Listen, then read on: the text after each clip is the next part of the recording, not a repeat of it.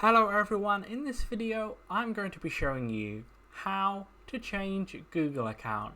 I'll be showing you how to do it on your mobile devices as well as on the desktop, and this will be similar across all of the Google Suite apps, but as well as google.com that I'm on now. So you're going to want to click on the top right hand corner where you see your profile picture or the little circle there. Then you will see here it says add another account. You're going to want to go ahead and click on that like I do. Then you will see potentially other accounts that are saved on your device. You'll be able to click on them and log in if you see them there. If not, it will say add another account at the bottom there. Go ahead and click on that, then type in your email there or create another account to log into it on that page.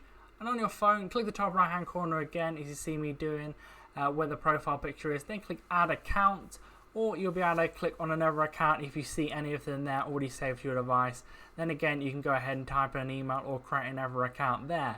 So leave a like on the video if that did help you out. Subscribe for more videos like this. Click on screen to see my how-to videos on the Google Meet app and other videos similar.